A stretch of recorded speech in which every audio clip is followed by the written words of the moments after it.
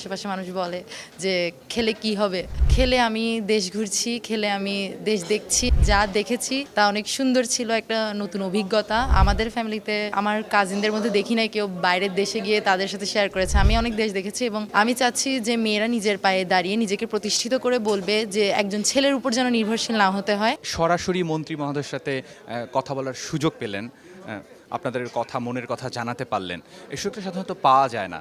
কি মনে হয় যে এটা আপনাদের জন্য কত বড় একটা অপরচুনিটি? নারী দিবস উপলক্ষে আয়োজনটা অবশ্যই আমাদের একজন খেলোয়াড় হিসেবে অত্যন্ত ভালো ছিল। আমরা এই জায়গায় নিজেদের মত প্রকাশ করার সুযোগ পেয়েছি।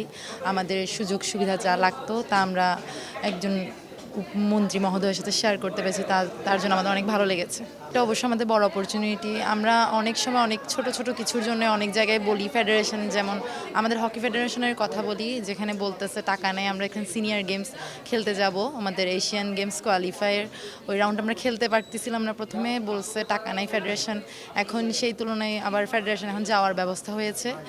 যদি উনি আমাদের যদি কথাটা শুনতো তাহলে আমাদের সুযোগ হতো যে উনার সাথে আমরা যে কথাটা বলতে পারলাম, যে উনার কাছে অবধি কথাটা গেল, তখন তাহলে ফেডারেশনের কর্মকর্তারা অনেক চেষ্টা করেছে।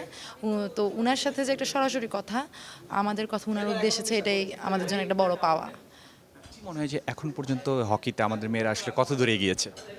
হকি আমার হকি খেলা শুরু হয়েছে বিকেএসপিতে, যেহেতু আমরা এতটা সুযোগ সুবিধা পাইনি, তবুও আমাদের ফেডারেশন চেষ্টা করছে আমাদের জন্য। আমাদের যদি একটি দীর্ঘকালীন ক্যাম্পের সুযোগ হতো ফুটবলারদের মতো, যেমন একজন জার্নালিস্ট আমাদের স্যার বলেছিলেন যে ফুটবলে যেমন দীর্ঘমেয়াদী ক্যাম্প হয়, আমাদেরও যদি অন্যান্য গেমেরও যদি হতো তাহলে অনেক এগিয়ে যেত। যদি আমাদের একটা দীর্ঘমেয়াদী ক্যাম্প হয় এবং যদি একটা ফ্যাসিলিটিস এবং যে বেতন ব্যবস্থা, যারা ভালো পর্যায়ে আছে, যেমন আমি বিকেএসপিতে আছি, আমি আজ 6 মাসে, আমি এখন 12-এ, আর জুনের দিক শেষে পরীক্ষায়, জুনের পরে আমি বের হয়ে যাব। আমি খেলবো কোথায়, আমার খেলার পরিবেশটা কোথায় হবে? বিকেএসপিতে আমি প্রতিদিন প্র্যাকটিস করছি। আমাদের সামনে আন্ডার-21 এইচএফ কাপ আছে, এটার জন্য এখন ক্যাম্প শুরু হয়েছে। 1 তারিখ থেকে ক্যাম্প শুরু হয়েছে, এখন আমরা ক্যাম্পে আছি। বিকেএসপিতে ক্যাম্প হচ্ছে, আমরা আমাদের হোস্টেলেই থাকছি। আর যারা বাইরে থেকে এসেছে তারা এমনি বাইরে থাকার ব্যবস্থা হয়েছে। তো যদি একটা খেলার যে কোথায় খেলবো ভবিষ্যতে, যদি একটা ব্যবস্থা থাকতো, ফেডারেশন যদি একটা মেয়াদি ক্যাম্প করতো তাহলে আমাদের ভালো হতো। নারী দিবসে সকল নারীদের উদ্দেশ্যে কি বলবেন?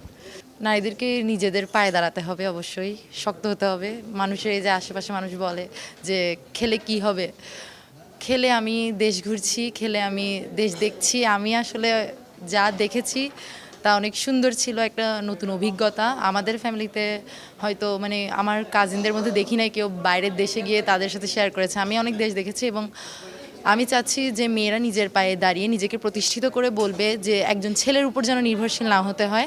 আমি আমার পায়ে দাঁড়াবো, আমি আমার খরচ আমি নিজে চালাবো এবং আমি আমার ফ্যামিলিকেও সাপোর্ট করব। অবশ্যই মেয়েদেরকে স্বাবলম্বী হতে হবে।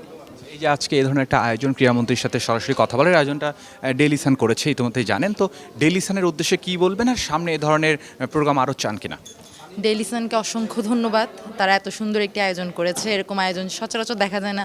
একজন প্লেয়ারদের সাথে, এই তো আমরা প্লেয়ারদের সাথে যে একজন মন্ত্রী বসে আমাদের সাথে কথা বলেছে, এটাও আমাদের জন্য অনেক বড় ব্যাপার। তো আমরা ডেইলি সানের জন্য অনেক শুভকামনা, তারা যেন আরও এইসব আয়োজন করে এবং আমাদের জন্য আরও সুযোগ সুবিধা করে দেয়।